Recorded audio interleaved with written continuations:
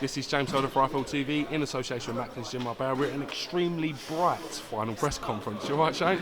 Yeah, good, thanks, mate. I should tone you down a little bit, mate. You looked a bit anemic under this light. Like a vampire. What's that mean? It's good, yeah, it's all good. He's doing well. I'm very impressed with him.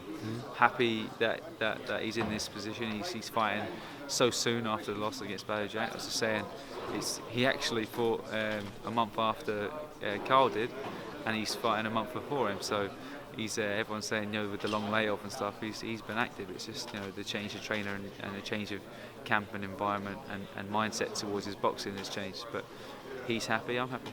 He was quite vocal yesterday, not yesterday, before in his IFL TV interview about his split with Paddy Fitzpatrick. Obviously, I don't want to go into that with you. That's not your concern or your business. Yeah. But what do you think you've had to work with and change in the time that you've had to implement with him so far? I think he feels like he's back, and that's all that matters. He feels like he's back punching hard. He's confident. He's happy, and obviously him and Paddy went their separate ways and just didn't gel. But I can only go off what I'm seeing in the gym, and what I'm seeing is the George Groves that I used to fear when I was an amateur, because he was a weight division above me. He's a serious specimen and a serious fighter, and he's going to surprise a lot of people, James. Talent-wise, never in question. Yeah. Confidence. Do you feel he can get back to that confidence before maybe the second Froch fight, if you like, where he had that sort of arrogance and that confidence? He's still that guy. He's still that guy, but for me, it's actually probably dulling him down. Making sure he goes in there with a different mindset and sticks to his game, and doesn't let it affect him on the fight. He had so much emotional tension with Carl, and that probably cost him. It cost him the fight in the second fight. He got hit with a fantastic shot, but just got too wrapped up in it. He's a guy that he's very calm, intelligent, and relaxed, and he's very quiet. Like he's not that guy that goes out and shouts about it. And I tried to say that to him, and we're coming at this next stage of his career with a completely different approach.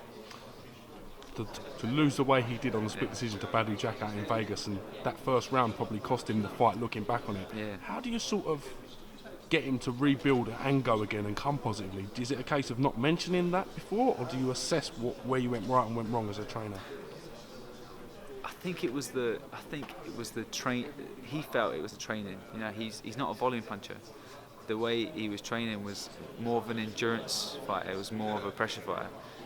He's a guy that picks his punches well, sets his traps well. Just his distance control is brilliant. And then when he gets the chance to strike, he has to feel like he's able to knock the guy out. If he doesn't feel like he's able to knock him out, and he's maybe a little bit light, I know what weight. I assess everything. I went through the diary with him and his conditioning coach Barry, and I was like, why? Barry O'Connell, he's a very sharp man. So why are you at that weight when you're walking in the ring at? Why aren't you 4 pounds heavier, 5 pounds heavier? Why did you get into that weight on the last week of a fight? You shouldn't be that weight. You're not. That's the weight of a middleweight. So especially going into the last week of the fight, little things, and that unfortunately has affected his performance. You'll be surprised on Saturday night how he performs. Saying that again, he had perceived stamina issues in the past. Have you found any issue with his stamina, and do you think there's anything you could do, if that's the case, to increase his altitude or his intake of oxygen, if you like? When you hit somebody hard, right, they're less likely to come onto you. If you're not hitting them as hard as you used to hit them, they're going to walk you down. From myself and speaking to my dad, and from working with pressure fighters, the one thing you check is how hard are they hitting you. Do you feel like you're going to go? Yes, I do. All right, well, just take a step off, think your way through.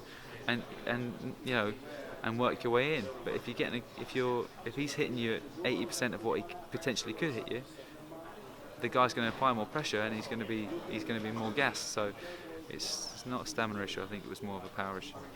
First sort of obstacle, if you like, to Louisa on Saturday in George Groves' way. He's only ever been beat by top level sort of operators, the likes of Butte, the likes of Christopher Brass. Yeah. So is it important that he's beaten Rabras before that, so I think it's.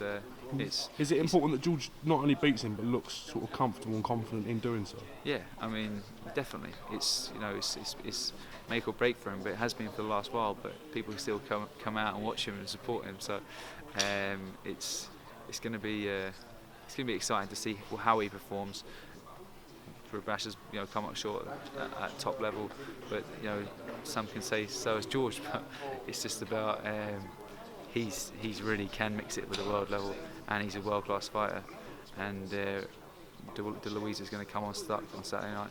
All right, well, listen, I do appreciate you giving me some time. I said we covered. Could I just ask Shane? We've got Coogan Shane, ambushed us. Is there any fighter you're not going to sign at the minute? He's on a roll, isn't he? He's signing up everyone. He's like the Man City of the boxing signing world. I'm not signing them. They're coming to me. They're coming to him. Yeah. There you go.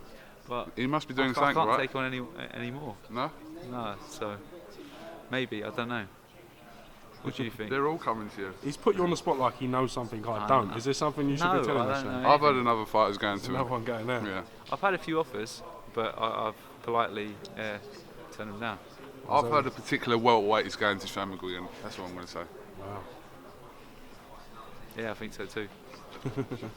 On that note, Shane, thank you for giving us some time today. I really do appreciate it, mate. Cheers, James. Thanks, mate. Thank you.